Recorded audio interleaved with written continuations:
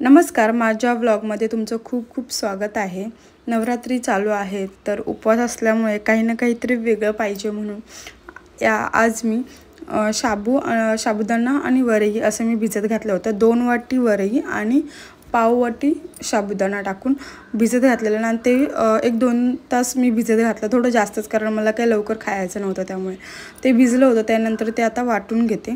वाटून एकदम बारीक पेस्ट करायची वाटून, कारण साबुदाणा जर मोठा मोठा राहिला तर मग ते व्यवस्थित डोसे येत नाहीत, म्हणून व्यवस्थित असं वाटायचं। थोडं थोडं पाणी घालून वाटलं तरी चालून जाते, कारण साबुदाणा भिजला की ते व्यवस्थित राहणार। वरई काय अर्धा तास खूप झालं वरईसाठी, पण साबुदाणासाठी म्हणून मी थोडंसं जास्त वेळ भिजत घातलं, आणि कारण मलाही लवकर खायचं नव्हतं त्यामुळे मग जास्त वेळ भिजत घातलेला आहे।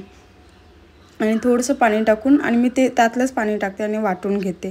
हे असं वाटून घेऊन बारीक पेस्ट करायची एकदम, आणि त्यात आपण मिरची मीठ टाकलेलं आहे, मी टाकलेलं आहे स्वतःहून, आणि हे संध्याकाळी बनवणार आहे। आणि त्यातच आलं की सिडकोचे जे असतात ते कामगार आले मध्येच, आणि त्यांना एकदा नाही बोललं ना तर ते येतच नाहीत।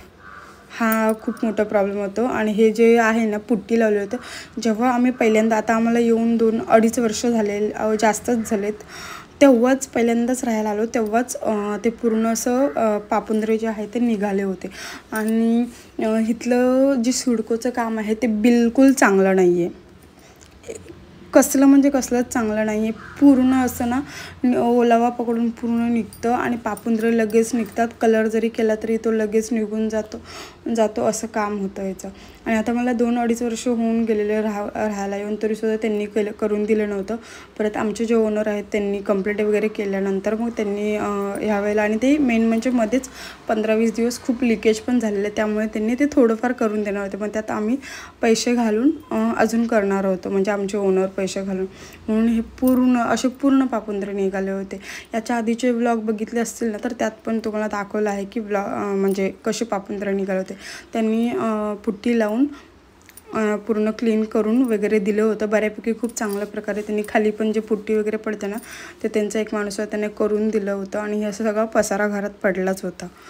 आणि पूर्ण कलर करायचा आहे अजून, मग त्यांनी गॅप पण घेतला 2-3 दिवस, तो आजारी आहे म्हणून पण सांगितलं, आणि लवकर मेन म्हणजे येत नाहीत, त्यांच्यामुळे कामंही होत नाहीत। घरातली कलर्स वगैरे ते पण लवकर ती लोक करूनच देत नाहीत, किती जरी मागे लागलं तरीसुद्धा। सिडकोचे असेच आहेत। मग ती लोक गेल्यानंतर मग मी जेवण वगैरे बनवलं, आणि कलरचं वगैरे चॉईस करायचे होते, म्हणून मग आम्ही निघालो होतो बाहेर।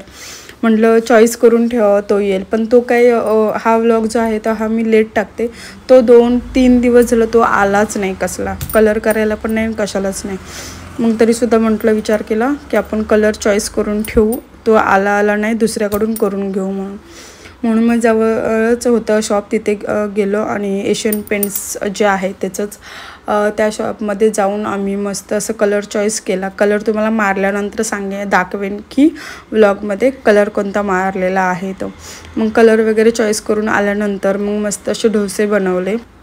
डोसे वगैरे बनवून झाल्यानंतर खाऊन वगैरे पण थोडेसे घेतले, आणि नंतर मग आम्ही रेडी झाल्यानंतर मग खाली गरबा खेळायला जायचं होतं। तुम्हाला व्लॉग कसा वाटत नक्की